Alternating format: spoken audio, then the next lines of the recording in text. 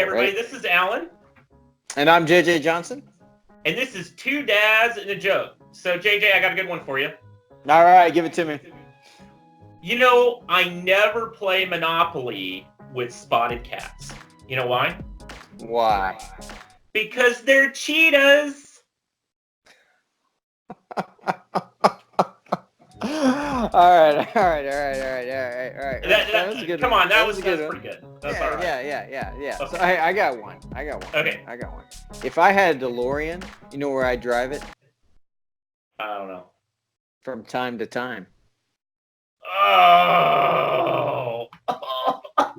Come on, that was horrible. Okay, that one was bad. But that's good because that's science fiction. That's stuff. Yeah, so that kind of gets into what we're all here about, right? We're a couple of writers. Right. We're trying to keep our page count up, talk each other, encourage. So why don't you tell me a little bit about what's going on with Iggy and Oz right now? Oh man, Iggy and Oz is about to come out September 17th, depending on when this airs, and I'm very excited about this book. It's called The Plastic Dinos of Doom. This is book 1 in the Iggy and Oz series, and it will be coming out. This is maybe for 4th, 5th graders, maybe 3rd graders could read it. But it's an exciting book, and I had a blast writing this, so I'm very excited about it. It's coming out September 17th. Paperback copies will be available for only $7.99, and the ebook will be up for only $1.99. So I'm trying to keep it very affordable for families to just grab and then just take it and read it to your kids. It's kind of like a family time, each night. So yeah. That's the best. And that's kind of my thing. I'm working on the Towers of Light series right now. It's going to be out about Christmas time. I'm working on the cover right now. I've got a pretty awesome cover artist that we're playing the game back and forth. Being a self-publisher, there's a lot that you got to go into that. So Can we say what cover artist you're working with? Well, right now I'm working with Magpie Designs, and she's helping me through a lot of stuff because I created complications because I don't know what I'm doing. But the book itself is good. It's solid. I've got some great editors and where we're at there. But just this whole process of being a self-publisher and working with all these different artists, and I mean, you're like a general contractor on a house or something. So I know it's kind of strange. I wasn't expecting all of the decisions to be made, right? So I think that's where I'm at. But so far, she's just been really good at guiding me through the process, and that's what I think is great about working with some of the people we run into at Realmakers is just the great help you get from other people. But along those lines, I think what we're really here though is about jokes. I think, and that's right. I've got a really good one. For my day job, I travel a lot. Oh yeah. But I make sure that I stay in hotels that don't allow dogs. You know why? Why? Because I want to make sure I don't end up with bed pugs. Oh man. Bed pugs. I get it. Okay. Along the same lines of dogs. Yeah, you know why my uncle named his dogs Timex and Rolex? I don't know. They were his watchdogs. Oh, come on. That's way better than bed pugs. Way better. All right. That one. But let's talk a little bit about how people can improve the quality of our show. How can the people watching right now help us do a better job? Well, I think one of the ways that they can help us is by submitting their best dad joke. And if you submit your best dad joke and we like it and you win the best dad joke at the end of the 6 episodes, you're going to win an Iggy's Dino Box. Iggy's Dino Box? What's in that? Iggy's Dino Box. All sorts of stuff, man. Well, first of all, it's got a copy of the paperback copy of Iggy Oz, The Plastic Dinos of Doom. And it also comes with the Iggy and Oz magnet so that your mom can hang up all your homework and your cool art and stuff. It's also got this rocking Dino Tracks candle, and this candle that's gonna help mom relax, right? It is. It will help mom relax. It can help teachers relax. It can help grandma relax. It can help a lot of people relax. But it smells like Sour Patch candy. Nice. So it's Sour Patch flavor, or scented, I guess you could say. And of course, you get the dino droppings in the test tube. Comes with that.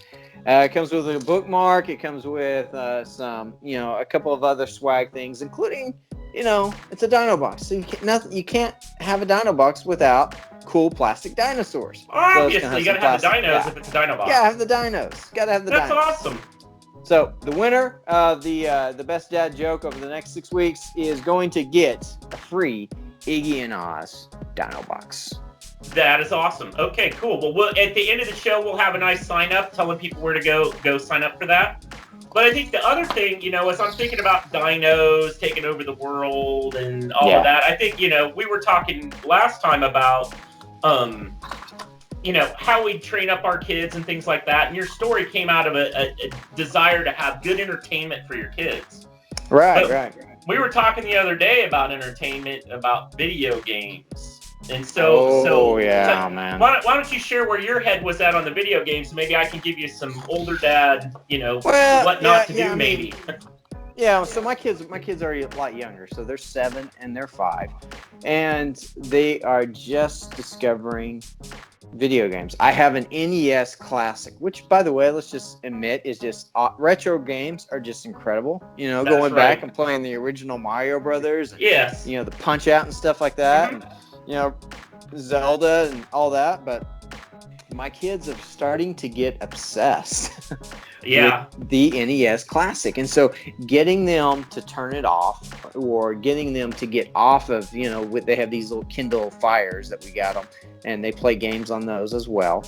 And so getting them to stop playing and actually listen, actually do something, is starting to become a little bit of a challenge. So I guess my question is what did you do whenever you reached that part, in life, when kids started getting involved in things that, can kind of, I don't want to say waste time, but can distract them pretty much?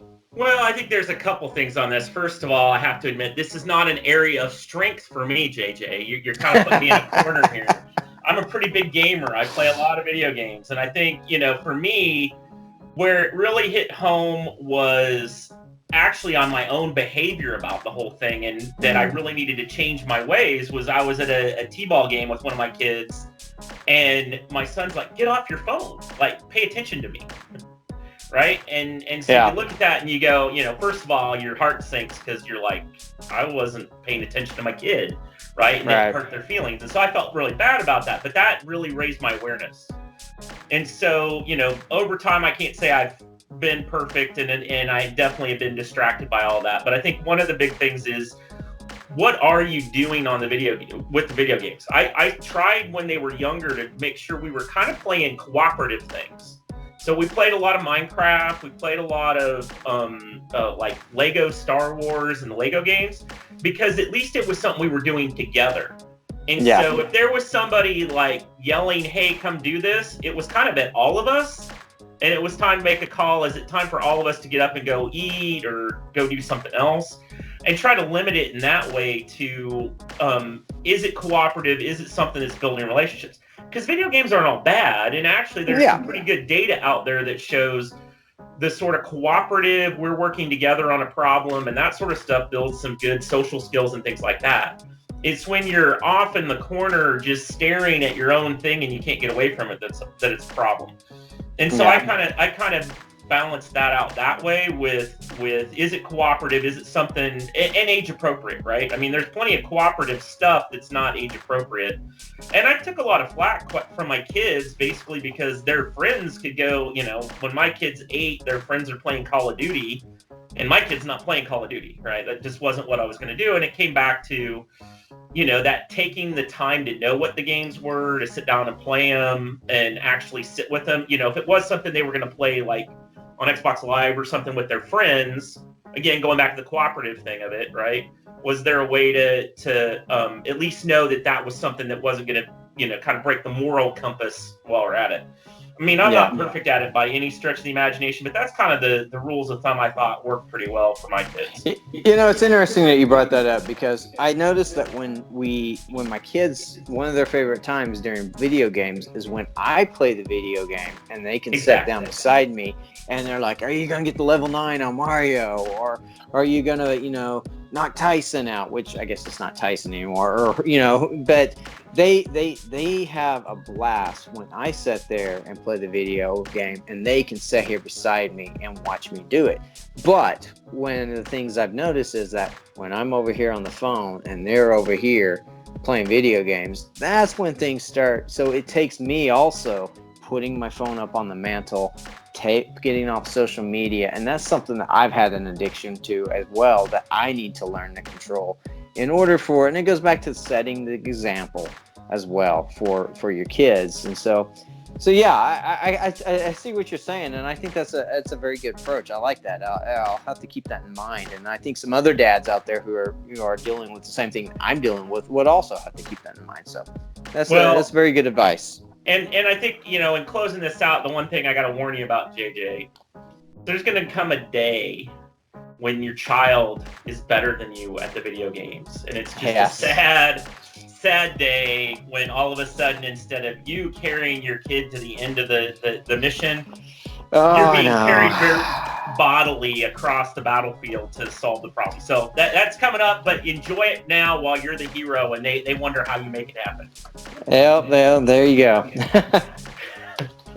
So, thinking about painful things, in closing out today, I got a joke for you about one of the most painful things in my life, the dentist. I just had a bad run-in when I was a kid, and I just wait until it's the exact right time to go to the dentist. Do you know what time that is? What time is that? 2:30. Oh, man. Come on, that was awesome. 2:30? Come on, man. Okay, yeah, I got one for you. Speaking of pain, how do you make a how do you know how I made my grandpa's handkerchief dance? How did you make your grandpa's handkerchief dance? I put a little boogie in it. Oh, nasty. All right, on that disgusting note, we're gonna let y'all go, everybody. We'll catch you next time. See ya.